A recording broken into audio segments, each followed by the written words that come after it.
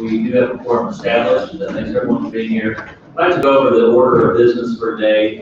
We're going to real quickly hear Senator Schaefer's bill, Senate Bill 110, and then we'll go on to executive session to talk about Senate Bills 1, 22, 49, and 70. My intent would be to try to vote that out today, and then we'll probably go out of executive session. Senator Romine does have a bill, that's Senate Bill 173, and he does have an out-of-town guest who is here to testify, so I would very much like to hear 173 as well today. That being said, a quick announcement from the floor leader, we'd like to go at 4 o'clock, so we have a time certain, so we're going to have to be very expeditious in our hearing today. So any questions? Seeing none, Senator Schaefer, the floor is yours for Senate Bill 110. Thank you, Mr. Chairman, members of the committee. For the record, Senator Kurt Schaefer, 19th Senate District, here to present Senate Bill 110. Pretty simple. This is the bill that says that no member of the Board of Curators shall vote to appoint, hire, or in any way employ in any position to the university any person who appointed him or her to the Board of Curators, and then it has some enforcement language that basically says any votes so taken is null and void. This is basically says that you know, a curator cannot vote to hire the governor, because the governor's the only one that appoints curators, into a position at the university. And really, I mean, we can look at the language, but really the only people the curators really hire are the general counsel and the president of the university system. Everyone below that is actually really hired by the chancellor of each campus.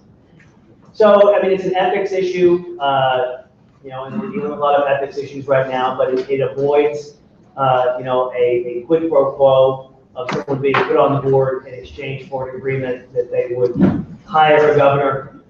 You know, this isn't specifically directed at the current governor. This has been an issue. This concept has come up over and over again, I know, several times in the last 2 decades. And I think it's time, along with some of the other ethics issues that we're looking at, I think it's time to move past this. I do know this is an issue in Nebraska. Further questions of the witness? Have we ever had a governor go straight from the governor's mansion to being the president of the university? Not that I'm aware of. So we've never had this problem, No, we've had it other, we certainly have it in other states, but not ours. not ours. And how is it constitutional to bind appointees that have been confirmed by the Senate on employment decisions that they're very not made? There's nothing that prohibits us from, in an ethics bill, which basically this is, from saying that you can't have the appearance of a quid pro quo in the appointment of the person that appointed them. No prohibition whatsoever. What free market principles exist when government says that someone is barred from employment? It's not a free market. The governor appoints the curators. That's not a free market. The governor But what if he's gets the most qualified person for? well, then they're going to have to find somebody else because he's the one who put him on the board. Because of appearances, not because of anything that you know of that is existing that is an ethical violation. I think those appearances are enough. And I think we're looking at a lot of things right now in ethics bills that are nothing but appearances. But people believe that appearance erodes the public's confidence in the institution, whether that be the Senate or the University of Missouri. I think that appearance is enough. Where does this stop? Where do we draw the line on this appearance versus the one that you and I can come up with a whole bunch that exists in this case? I mean, I think that this is walking down a very slippery slope of interjecting government into a decision on who's most qualified for a position, regardless of the past position that they held. Thanks. Thank you. Further questions? Do you have any witnesses, Senator? I don't. So that's whoever comes up. Anyone in support of Senate Bill 110? In support of Senate Bill 110? Anyone in opposition to Senate Bill 110? Opposition to 110? Anyone for informational purposes only for Senate Bill 110? Senator, any further comments? No, thank you very much, Mr. Chairman. Okay. Seeing none, that does conclude the hearing on Senate Bill 110. Now take a motion to go into executive session. There's a second going into executive session. All those in favor say aye. All those say no. We are now in executive session. I move now that we take up Senate Bills 1, 22, 49, and 70. Is that right? It's been moved and seconded to take up those bills. All those in favor say aye. Aye. All those say no. That's for the ayes, we are now bringing up Senate Bills 1, 22, 49, and 70. We did distribute a Senate committee substitute this morning to the committee members right by your office. So I think we did give instructions to bring it, that if you don't have a copy, we do have extra copies here. So I want everyone on the committee to have that. Obviously, what this is, these are the 4 bills that we heard 2 weeks ago dealing with the transfer issue. It deals with those students who are in unaccredited districts and the ability for those students to transfer elsewhere. At the time, we did talk about the governor's staff that reached out to us, and I think we're all appreciative this year to have that accommodation. And the governor basically did propose certain things in the bill. One was that he would not entertain the private non-sectarian issue that was in the bill last year. And if the private non-sectarian was removed, then he would entertain expansion of charters and virtual schools. And so that was a very important part as we're looking through the Senate Committee substitute. And I will say in this Senate Committee substitute, there is no language for the private non-sectarian schools. That has been removed. However, we do have language in there to expand charter schools and virtual schools. And so I think that's some of the things that we're going to talk about. I want to briefly just kind of go over some of the highlights, and then Senator Maria Chappelle-Nadal has a couple of issues that are very important to her that she wants to discuss as well. The one thing that obviously that we're trying to do to begin with is reduce the number of transfer students to begin with. We feel that we can provide quality schools as close to the children, and that is the best solution for everyone. However, in cases where that doesn't happen, then these students deserve a good quality education. What we have done as far as transfer is we are now looking not on the district level, but on the building level.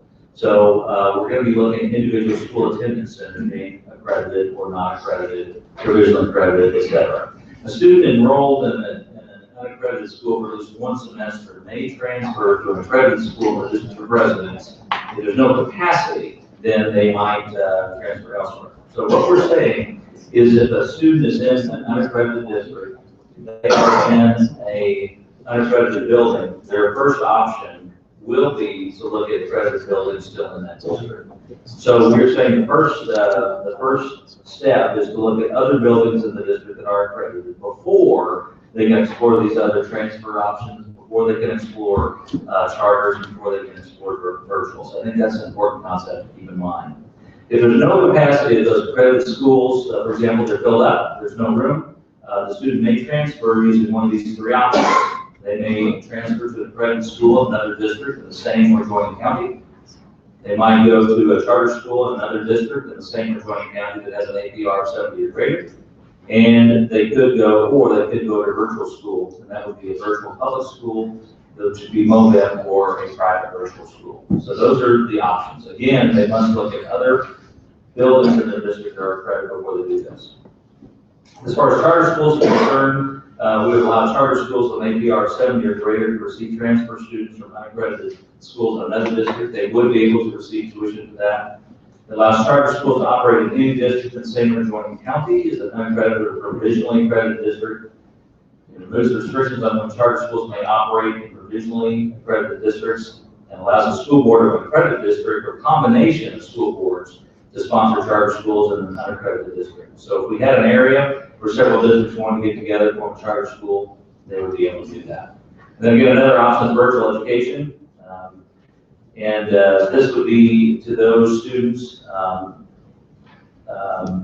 this would be the students that were in, again, unaccredited buildings. They would have exhausted their options to go to accredited buildings in that district, and they would be eligible to go to virtual schools. And this would be one that could be MOVEP or it could be a private virtual school. So those are the options that we've worked out as far as expansion of charters, virtual education. And again, the important thing to remember is we're going to be accrediting by buildings.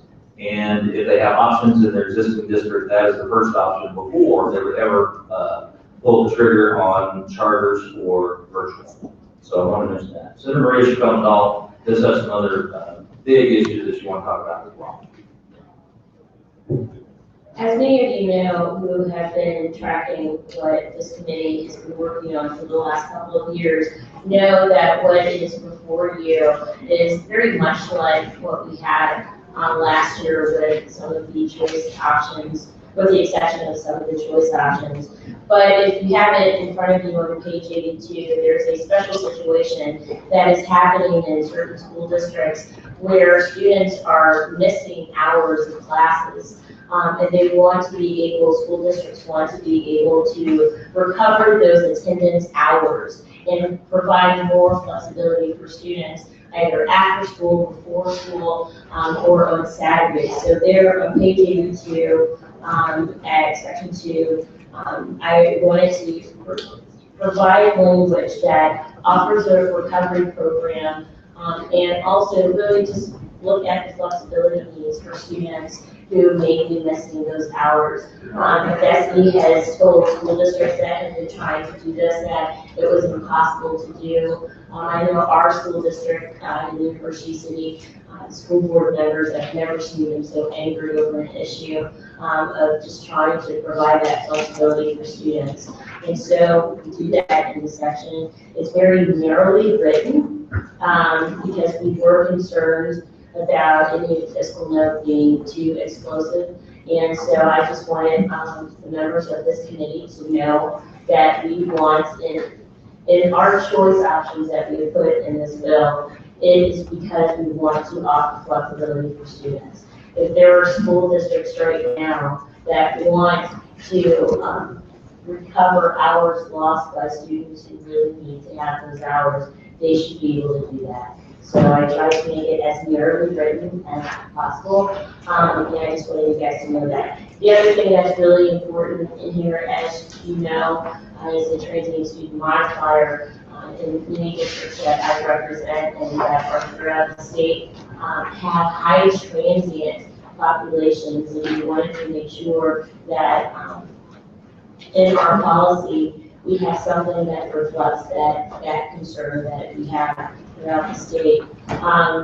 We are sticking, the Senate has decided, and at least in this committee has decided to stick to our, when it comes to funding or the tuition, we wanted to make sure that we kept the same type of funding mechanism as we did last year. There are some options that are on the table that need to be discussed, but we are choosing to keep the same language that we had last year, and if there are any useful options that are out there, we would seriously consider them. But those are just a couple of things that stand out, but I really, as we are trying to offer flexibility, we need to do it in all areas, and that's why I added that language.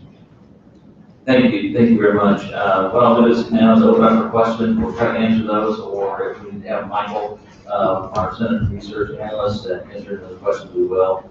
So I'll just bring it for discussion. We are in executive session.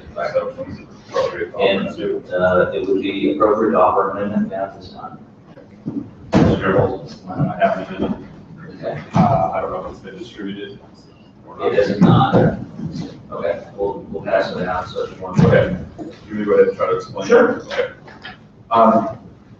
As many may know, in the urban districts especially, but in some rural districts as well, we have an issue with vacant buildings that have not been utilized or refurbished or had anything done with them for, in some instances, in some districts, up to 30 years.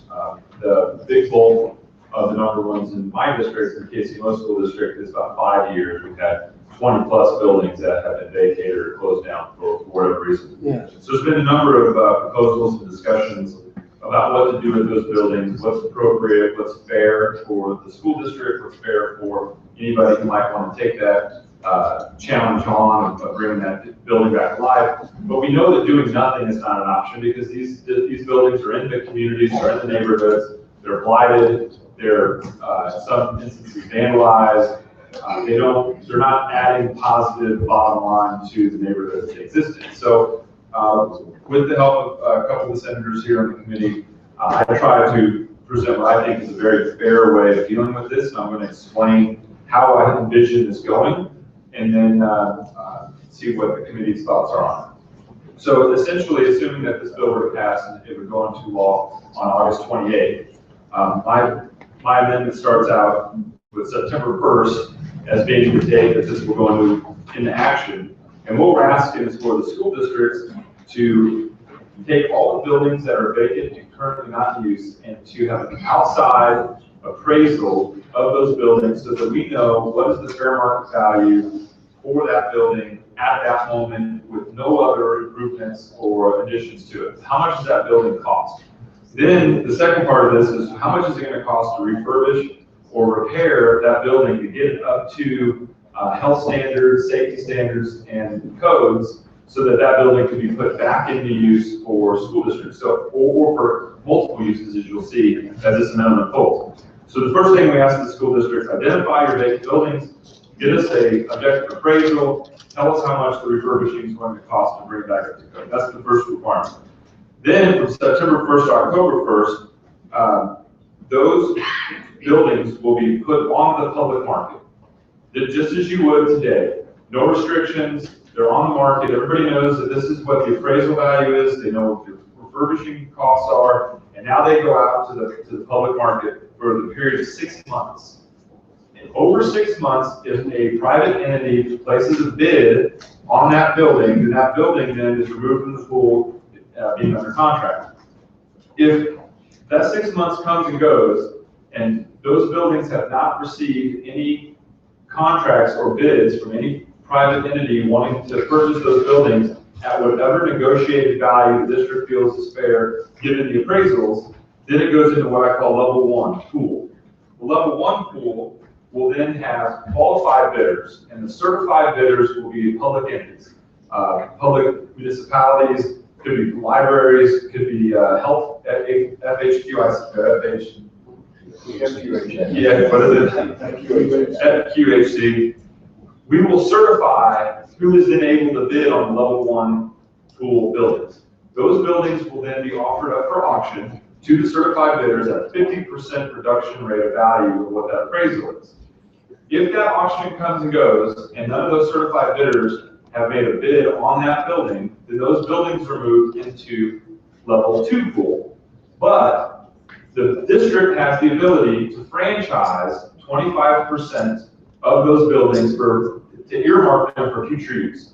If they say I have these 20 buildings that are vacant, they weren't bid on during the 6-month period, they go into level 1 pool, the district says, we're going to use 5 of those buildings for future use. So they franchise tag them, and they say, these are not going to be in the pool. Those buildings must be refurbished within 3 years to be restored back to use, or they automatically go into pool 3, okay?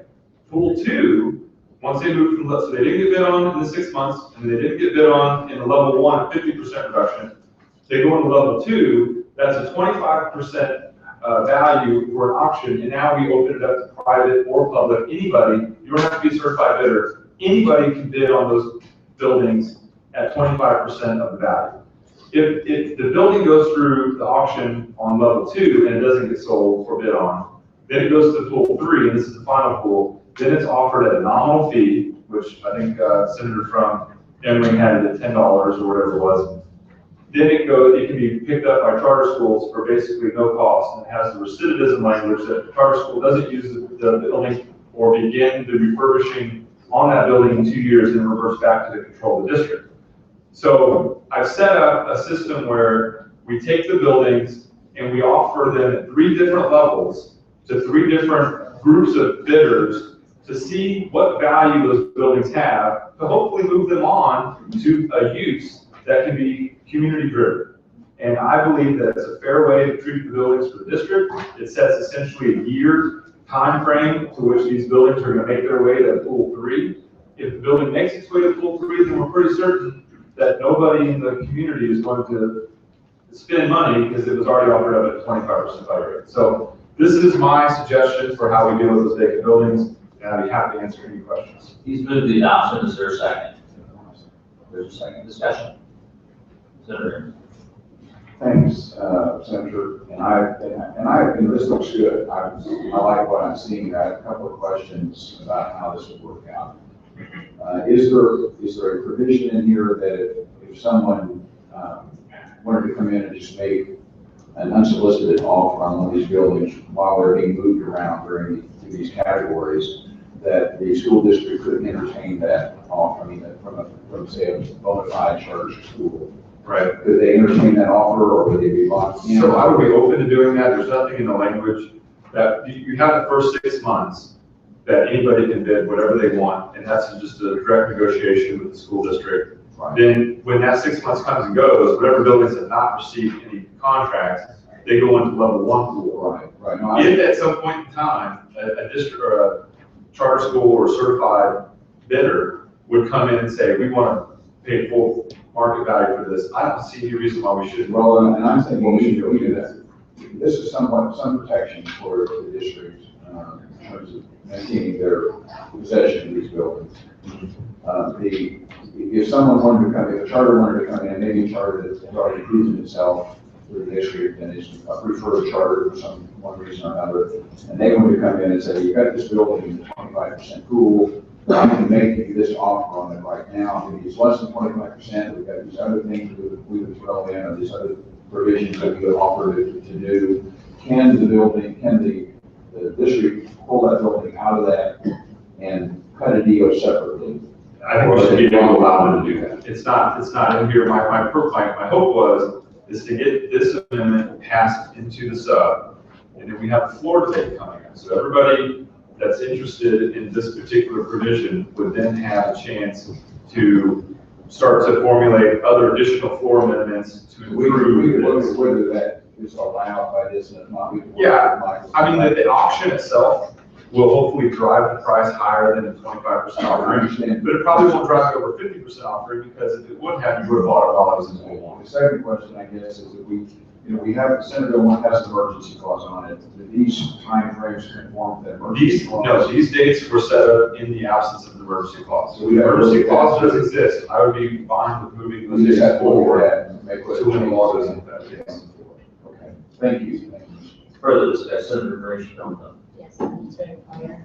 I wanted to know how your amendment interacts with the language that we added, for transparency reasons. So we have on page 121 right now, 177.015, language that on March 15th every year, a school district has to let their taxpayers know and make available how much is being spent on buildings that are empty. And so you have a couple of things here. And what my concern with this transparency language, my concern was that there are empty buildings and taxpayers don't know, there are bond issues. And again, taxpayers don't know how much they're spending on empty buildings, and they deserve to know that, especially before the April election. When you can have people who are running, obviously, and two, if there is a bond issue that is on the ballot, they can make the smarter determination of whether or not they're going to go one way or the other. I wanted to make sure. My hope is that- to complement each other, the Okay, so transparency and the amendment complement each other. Yeah, because I was trying to figure out the September 1. Well, what I wanted to do was have a clock that started on, because our problem is that you hear from the district, well, we have plans to do things with these buildings, but it's been 5 years since these buildings have been closed down, you can't see, I haven't seen anything materialize. So I want to put a clock on these buildings so that a year from the time that we start, then we can start moving them on to be refurbished and repurposed. I'm open to any suggestion you might have on how to blend the two, and if the dates need to be moved, if the EC, if we know that it's going to go through at a certain time, and you want to start this clock sooner, I'm in favor of that. I'm also in favor of these friendly amendments that might come from the public schools that say, all right, we understand what you're trying to do. It would work better for us if we could help, get the language to reflect this. I'm open. This is a starting point for negotiation to try to do something with these buildings. Well, thank you for putting time into it. When I read over it initially, it was very complicated, but most of this stuff is. Yeah. And so I think over time, we have all spent hours trying to figure out certain things. It is, I think I named it, we do legislative chemistry here, Anyway, I had a conversation with one of my mayors today who lives in the North Peak School District. And, Austin obviously went into Normandy, and he's like, Maria, if we could just give away these buildings that we have, we would. Right. Well, my thought is that the real plums, the buildings that are closest, that part B, so part A is gonna tell you what the value is, and part B is gonna tell you what the refurbishing costs are gonna be to get it up to code. The ones that are closest to that are probably gonna be franchised by the district so that they don't go into this pool. But then they have to, if they don't refurbish them in 3 years' time, it automatically goes to pool 3 for the nominal fee. But once we get to pool level 2 and we open it up to outside and the certified bidders, so the first bite at the apple, I want it to be public entities. Whatever public entities would like to use those buildings for their public purposes, because taxpayers pay for those buildings, they should have first right to that. But if those buildings don't sell and the public entities are like, no, thank you.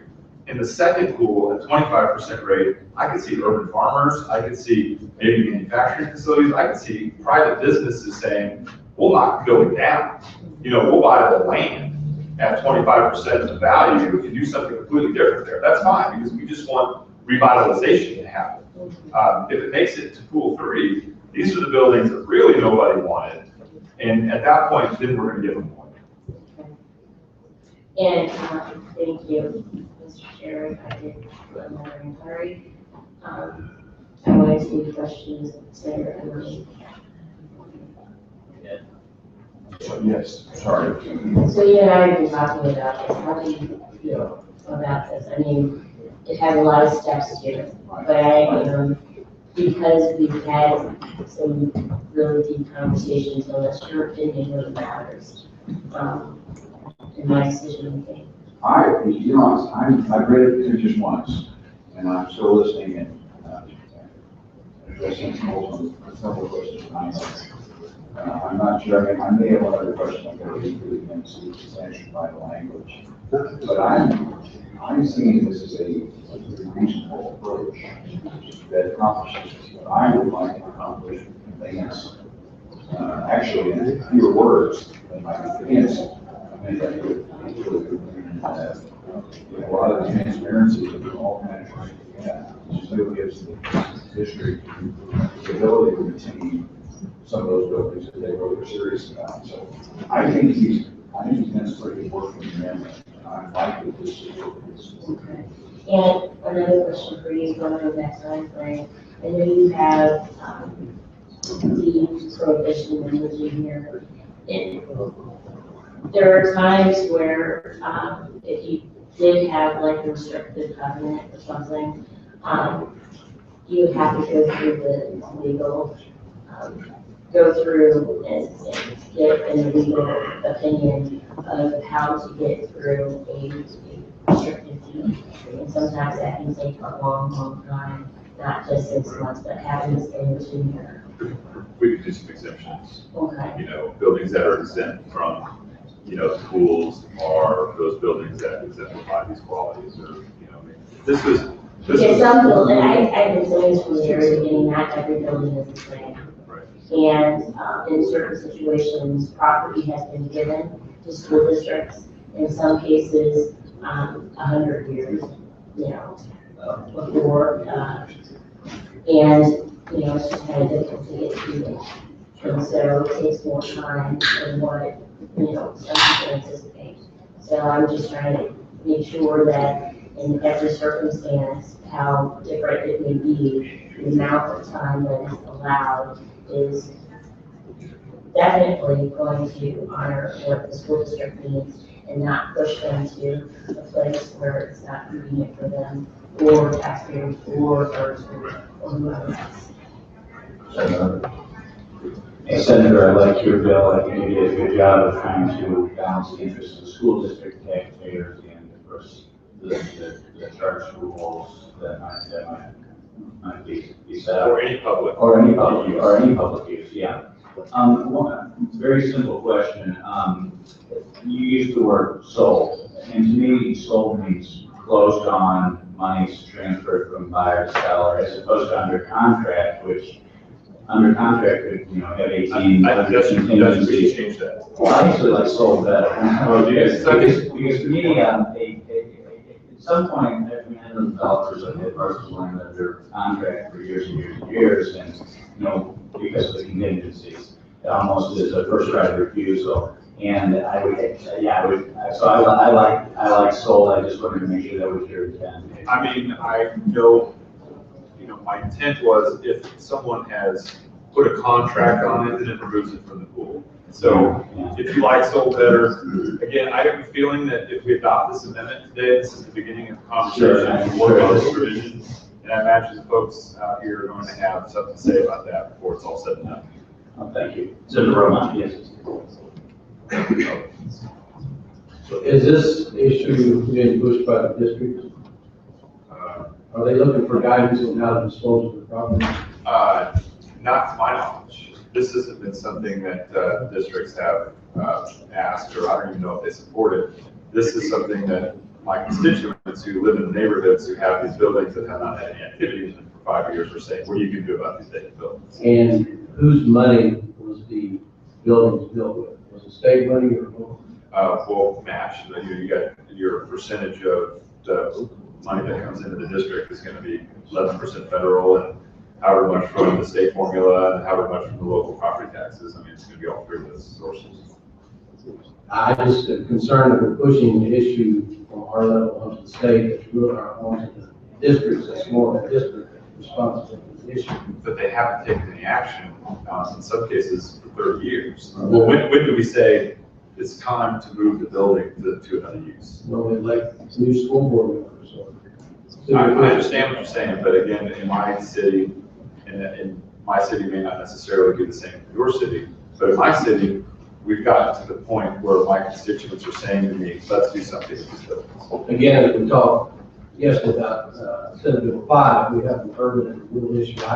This would lead over to the rural area, and I would have to follow it. I have concern on how this. So do I. Of course, Senator Consetta. Senator, I'm interested in the mechanics of your amendment. One is on line 7, 8, and 9 on the first page there. Each district shall obtain an outside appraisal of each such building, prepare cost estimate, refurbished one to define the required health, safety, and so on. I would suspect there would be a concern more cost on that too. You don't get appraisals, and especially the type of appraisal that this would require would be pretty extensive. It would be a little bit more like getting an appraisal on your house or something. So I would be somewhat concerned with that. Second thing is, again, it's just on mechanics on your amendment.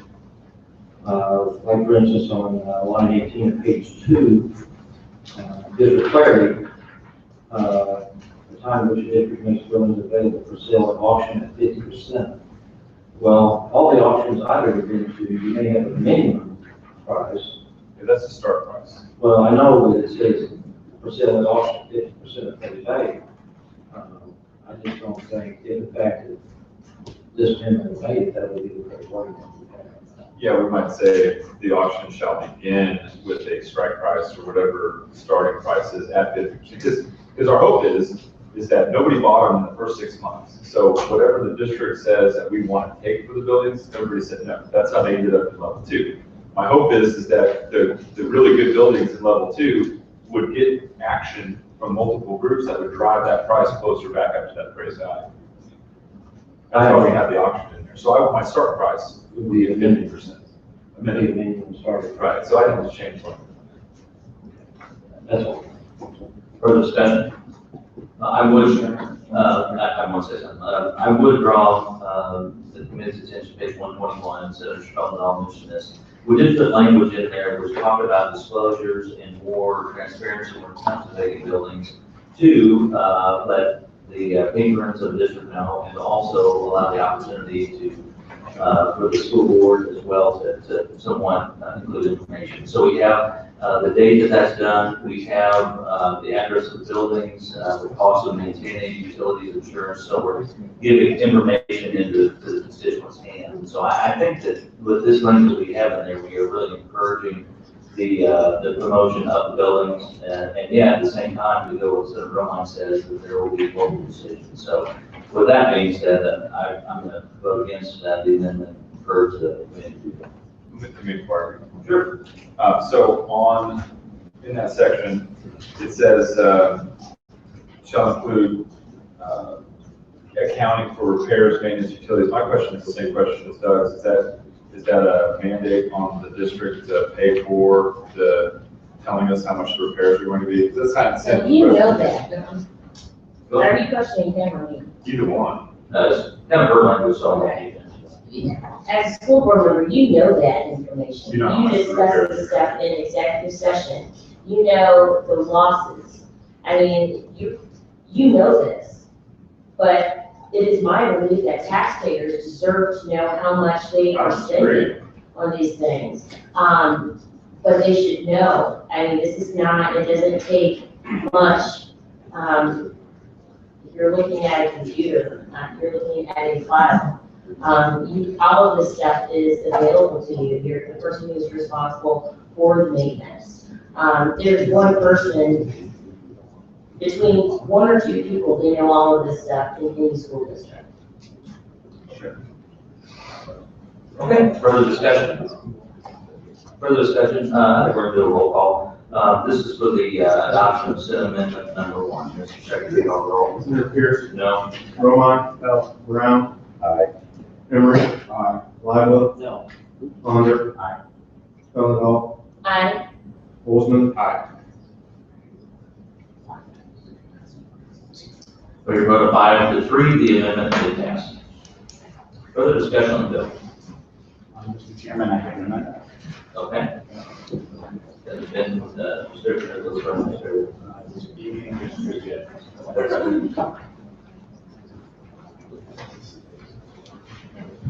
So, Mr. Chairman, as members of the committee know, this Senate Bill 1 has a provision for virtual schools as an option for students in failing schools and failing school districts. And the problem I see is that if we really want virtual schools to be an option for students in failing schools, we need enough children to support a virtual school choice as defined in 162.1250. So my amendment opens up the population of students who could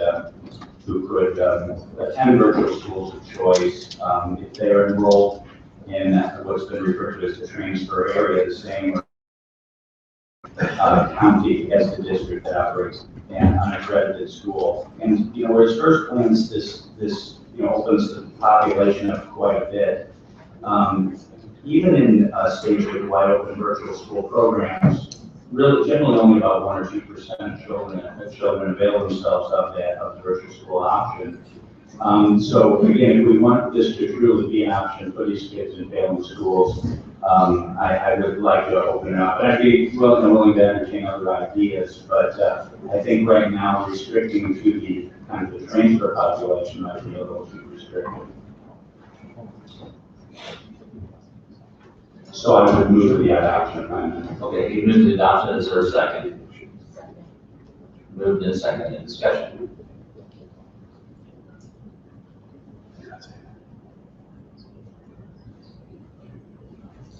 I have a question. Yes. So what we have said is that to have the virtual option in the substitute, Right. is that the student must, if they're in an accredited building, Right. they must look at accredited buildings in the district. Right. They must have been denied Right. a place there.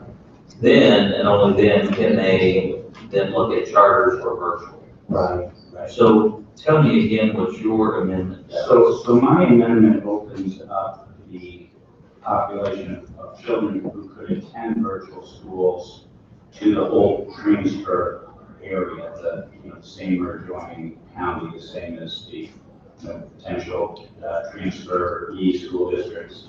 And I think by doing that, it creates a big enough pool of kids who could avail themselves of virtual schools. Again, knowing that only a small percentage will do so. Generally, it tends to be kids in special situations, kids with autism spectrum. So for example, Riverview Gardens, right, has they have some buildings that are accredited, right, and some are not accredited, right.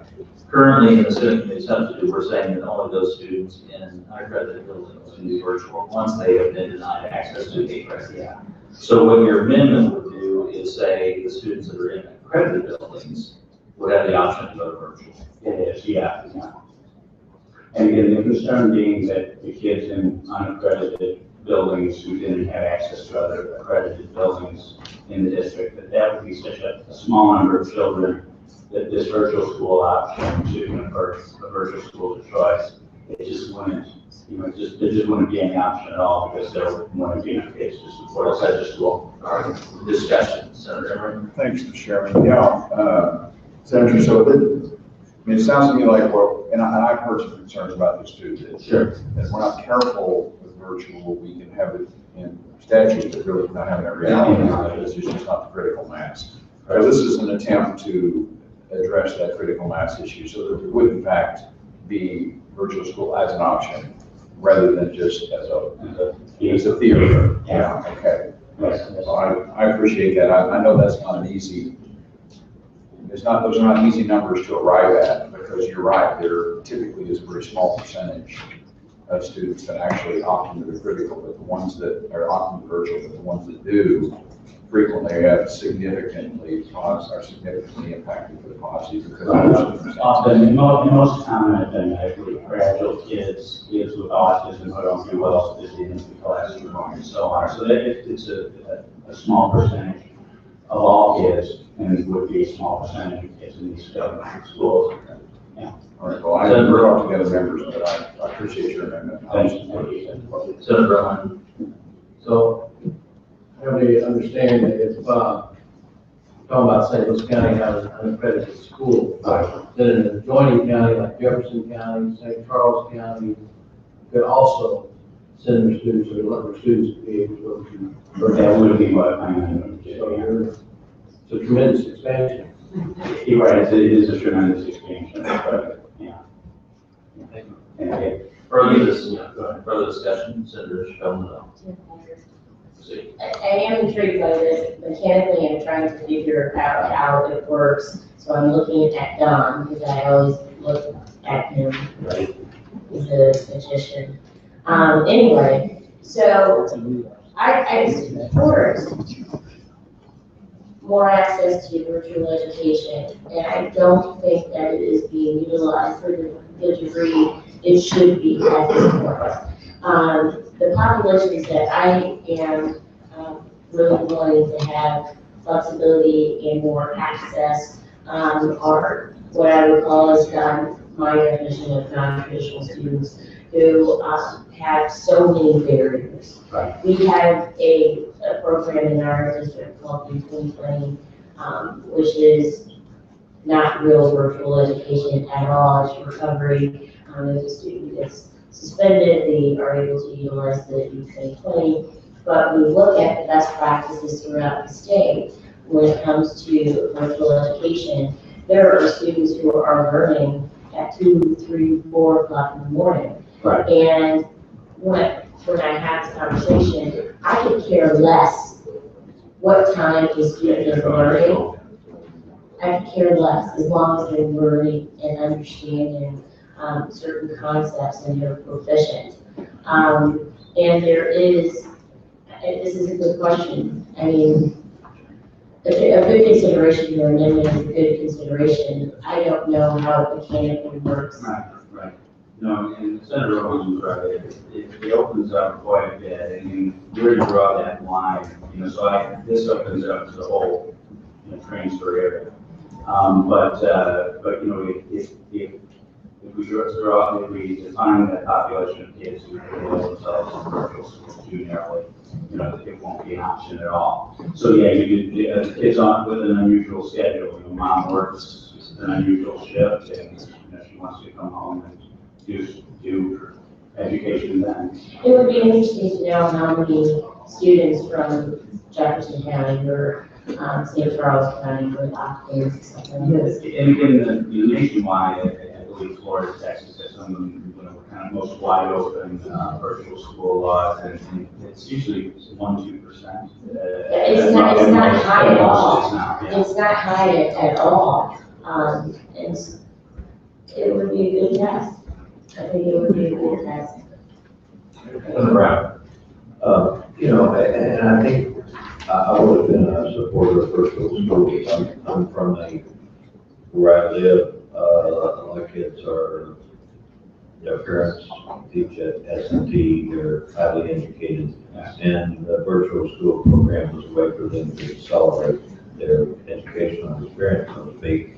And we've seen year after year that the governor's actually paying less and less money for virtual school program. Correct. So I support it, but I think we all have to also realize that there needs to be more money put into that program, not just to deal with medically frail, but also the accelerated students, short gifted students that might use this program. So we're going to have to make that commitment to put that money in the budget because we're not going to get a lot of support.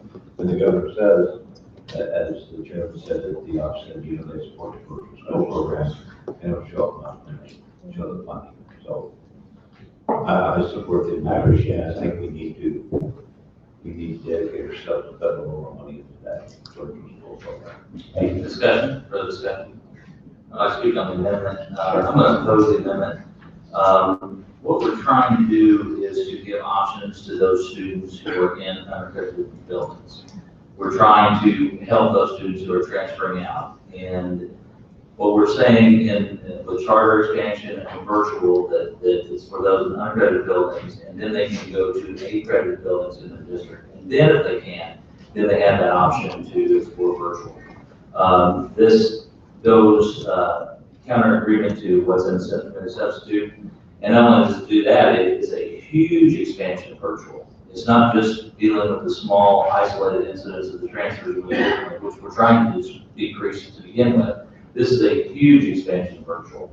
And this is something I would feel comfortable with. And I think it's going beyond the scope of really what I think this bill is designed to do. So I'd be opposed to the amendment. Senator. Thank you, Mr. Chairman, and I understand your concern.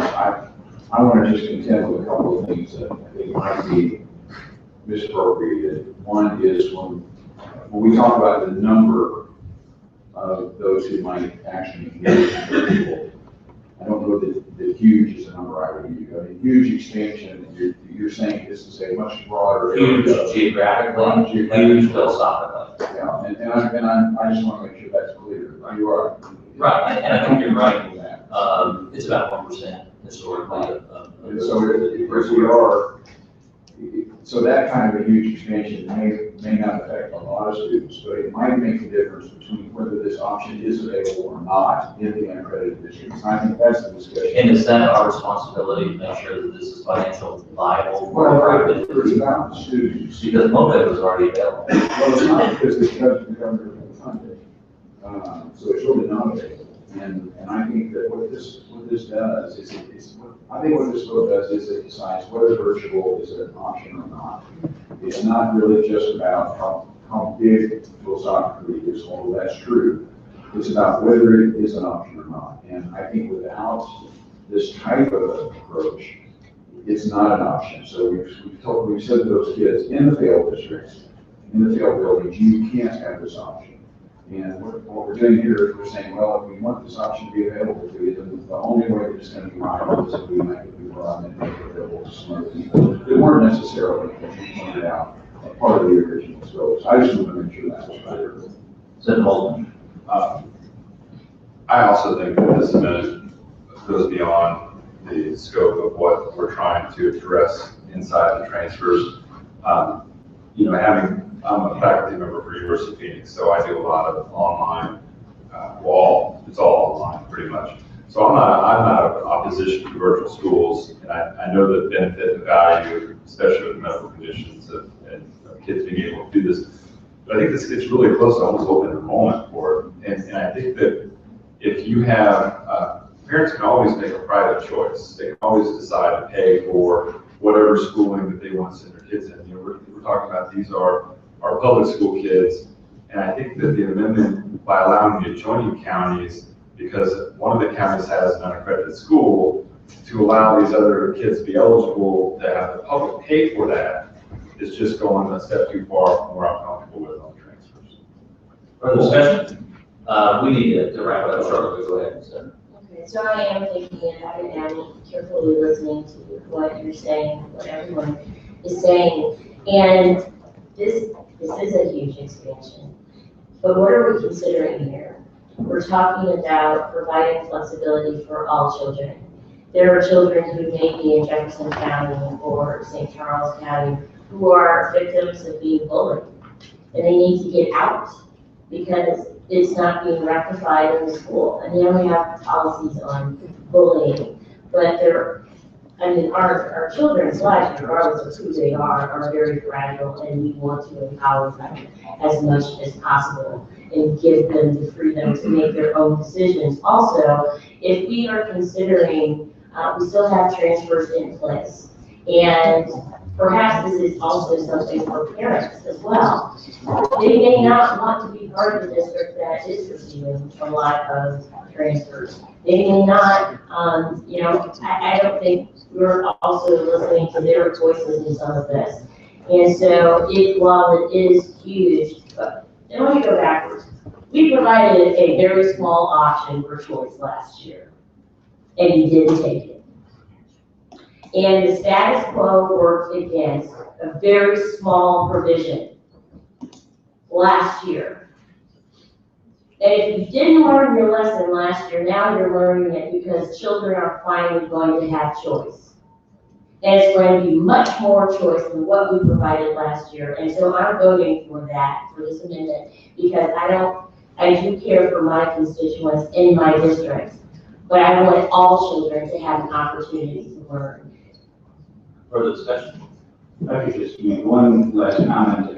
The Senate Bill 1 doesn't have an option for private virtual schools. The definition of a virtual school of choice is one hosted by an accredited district or charter school with an annual performance score of 73. So this is, again, a private school. Okay, Mr. Secretary, call Senator Pierce. No. Romine. No. Brown. Aye. Emery. Aye. Lightfoot. Aye. Ponder. Aye. Donaldall. Aye. Bozeman. No. Very well, 5-3, the amendment was adopted. Further discussion? Further discussion? Seeing none, I move the Senate Committee substitute Senate Bill 1, 22, 49, 70 be adopted as amended. Is there a second? Discussion. Mr. Chairman, can I move that we roll this into a substitute? If that's what this motion is. Oh, that's not Right. As amended. Further discussion? Seeing none, all those in favor say aye. Aye. All opposed say no. As appear to have it, the ayes do have it. You have adopted the Senate Committee substitute as amended. I now move to vote Senate Bill 1, 22, 49, 70 out of the Senate Committee as do pass. Is there a second? Second. Discussion? Secretary, please call the roll. Senator Pierce. Aye. Romine. Aye. Brown. Aye. Emery. Aye. Lightfoot. Aye. Ponder. Aye. Donaldall. Aye. Bozeman. Aye. By your vote 8-0, you voted to pass Senate Bills 1, 22, 49, 70. We are now out of executive session. We'll go to public hearing of Senate Bill 173. Thank you, Mr. Chairman, members of the committee. Senator Gary Romine, representing the 3rd Senatorial District, here to present to you Senate Bill 173. We have a fiscal cliff in our funding formula. When the small school is hold harmless and they go over the 350 mark, it puts them in a situation where their funding is in jeopardy. We have a particular school, the Valley R7 school district, stands to lose $650,000 from their funding based upon the previous year's funding because of this cliff. I would like to have some questions and have the superintendent from that school district come up and give a little bit more detail on how that formula works. With that, Mr. Chairman, I know we're short on time. I'll be happy to answer any questions. Very good. Superintendent, come on up if you would. Are there any questions of Senator Romine before we take our first witness? Okay, Senator, would you please introduce your guest? Superintendent Brad Crocker. Good afternoon. Thank you for allowing me to have the opportunity to come forward and speak with you today. And go ahead and explain this issue to you and what you spoke about.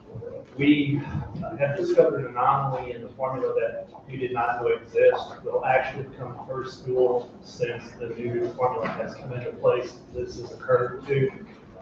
We are a small rural school district. We approximately have about 385 students.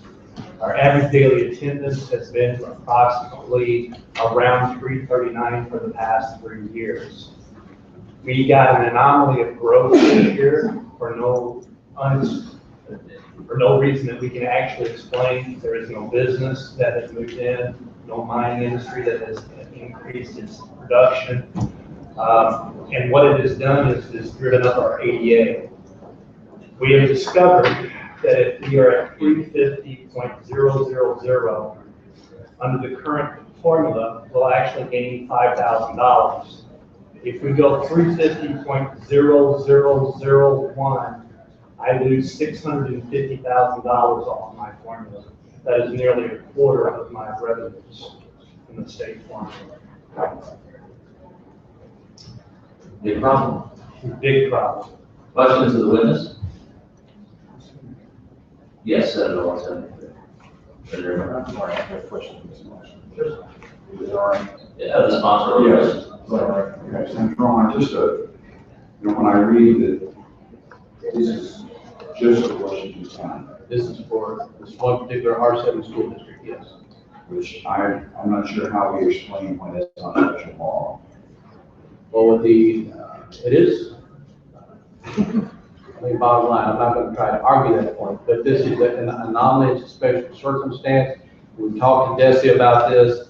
They concur that this is a very unique situation that has to be addressed by the General Assembly, and that's why we're bringing the issue forward. If we could average, but because of the way the formula was drafted, this school is not allowed to average the daily average attendance because of the small school hold harmless definition, and that's why we're in the situation we're in right now. They can average. I mean, mine's purely a constitutional concern. We can talk offline. Okay. Thank you. Thank you. Further questions of the witness? Thank you very much for coming. Anyone else in support of Senate Bill 173?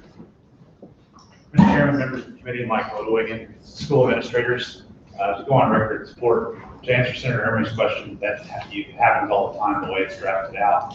The guidelines are laid out in the bill. It's in Senate Bill 1, which you all just voted on several times, where you can find things listing on it. So I mean, it's done a lot as far as digging into population. Questions of the witness? Thank you. Anyone else in support of Senate Bill 173? Anyone in opposition to Senate Bill 173? Anyone for informational purposes only for Senate Bill 173? Senator, any final comments? I appreciate the committee's indulgence on this issue. We do have, with the substitute before you, it is a sunset. This is a one-year event. It does have an emergency clause in the substitute as well, since this is a priority situation for this school district. Were you going to be asking consent status on that? Or? Well, I would like to, but the fiscal note declares the $650,000 as an expense, but it's really not. It's just giving them back the money they have been getting, but since that is part of this note, I'm not sure we can do this. Okay. Okay. Thank you very much, Senator. I'm sorry, we're not going to have a chance to hear Senate Bill 172, Senate Bill 224, as you know. Floor leaders calling us back in right now. More than likely, we'll clear those bills next week. Thanks for everyone's participation. We are adjourned.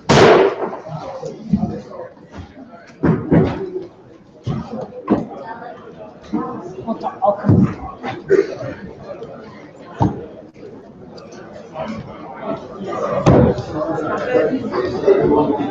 Good, everything worked out? Good. Stop it, I guess.